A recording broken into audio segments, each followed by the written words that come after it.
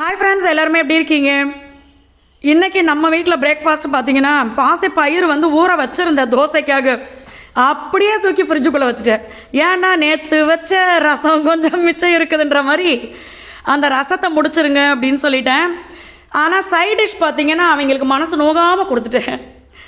நம்ம வீட்டில் வந்து இன்றைக்கி பௌர்ணமி அப்படின்றதுனால குலதெய்வம் கோயிலுக்கு போயிட்டு வருவோம். ஸோ முட்டை செய்யலை, ஏன்னா இதில் முட்டை போட்டு செய்கிற ஐடியாவில் இருந்துச்சு. முட்டையே செய்யலை. அது வந்து பீன்ஸும் முட்டைக்கோசும் போட்டு பொரியல் பண்ணேன். அது கூட நீங்கள் முட்டையும் சேர்த்திங்கன்னா டேஸ்ட்டாக இருக்கும். இது வந்து அந்த கார்ன் சிப்ஸு. இது வந்து புதினாவும் கொத்தமல்லியும் அரைச்சி போட்டு சாதம் செஞ்சுருந்தேன் லஞ்சுக்கு, அதனால் கொஞ்சமாக வச்சுருக்கேன். இது பார்த்திங்கன்னா மாங்காய் ஊறுகாய், அது வந்து பூண்டு தொக்கு. இதுதான் இந்த ரசம் சாதத்துக்கு வந்து சைட் டிஷ்ஷு. எப்பயுமே வந்து பார்த்தீங்கன்னா குழந்தைங்களுக்கு வந்து பார்த்தீங்கன்னா அவங்களுக்கு பிடிச்ச விஷயத்தை நம்ம செஞ்சு கொடுக்கும்போது அவங்க நல்லா சாப்பிடுவாங்க. ஆமாம், அப்போ நல்லா தின்னு முட்டாளா போயிடுவாண்டா ரொம்ப மண்டை என்ன அப்படி கிடையாது. ஒரு சில என் குழந்தை சாப்பிடவே மாட்டேன். நேற்று வந்து பார்த்தீங்கன்னா சாயுதை பொறுத்தளவுக்கு அது வந்து ரெட் ரைஸ். ஆமாம் அவனுக்கு. பட் நம்மளை பொறுத்தளவு அது கலர் கிடையாது, தக்காளி சாதம். பேர் நீங்கள் வைக்கிற பேரை கொஞ்சம் வித்தியாசமாக வைங்க. இது வந்து பார்த்தீங்கன்னா புதினாவில் செஞ்சது. பட் அவனுக்கு கிரீன் ரைஸ்னு பேர். ஆமாம், ஓகேங்களா?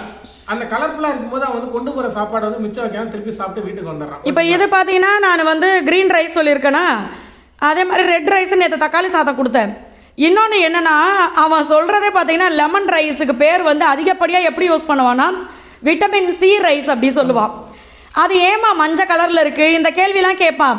அதே மாதிரி பார்த்தீங்கன்னா மகி ஒர்க் அவுட் பண்ணுவார். அதை பார்த்துட்டு என்கிட்ட கேட்பான் வந்து, அம்மா இதை சாப்பிட்டா எனக்கு 6 பேக் வருமானு கேட்பான். ஆமாப்பா இதெல்லாம் சாப்பிட்டேன்னா 6 பேக் வரும்னு சொல்லுவாள். அதே மாதிரி பார்த்தீங்கன்னா நெல்லிக்காய் ஜூஸு, இதை குடித்தா உனக்கு சீக்கிரம் 6 பேக் வந்துடும்டா, நீ உயரமாக வளர்ந்துருவாடான்னு சொல்லி வச்சுருக்கேன். அது மாதிரி அவங்களுக்கு வந்து அவங்க எதை ஆசைப்படுறாங்களோ அது அந்த ஃபுட்டை நீ சாப்பிட்டனா கிடைக்கும் அப்படின்னு சொல்லுங்கள். அதே மாதிரி பார்த்தீங்கன்னா முட்டை சாதத்துக்கு ப்ரோட்டீன் ரைஸ்னு வச்சுருக்கேன். ஸோ இந்த மாதிரி அவங்களுக்கு பிடிச்ச மாதிரி பேரை வச்சு அவங்களுக்கு பிடிச்ச விஷயம் கிடைக்கும்னு சொன்னோம்னா சூப்பராக சாப்பிட்ருவாங்க. லட்டுக்குட்டி புதினா கொத்தமல்லி ரைஸ் எப்படி இருந்துச்சு? செம்ம டேஸ்ட்டாக இருந்துச்சு.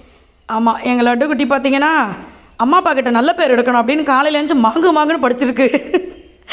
அதனால் லட்டுக்குட்டி புதினா ரைஸ் கொஞ்சமாக எடுத்தால் மற்றது வந்து ரசம் சாதம் சாப்பிட்டுட்ருக்கா. இங்கே நம்ம கிச்சன் பார்த்திங்கன்னா இப்போ வந்து எப்போ பார்த்தாலும் கிச்சனை வந்து க்ளீனாகவே தான் இருக்குது நம்ம வீட்டில். அதே மாதிரி இன்னொரு விஷயம் சொல்கிறேன் பாருங்கள்.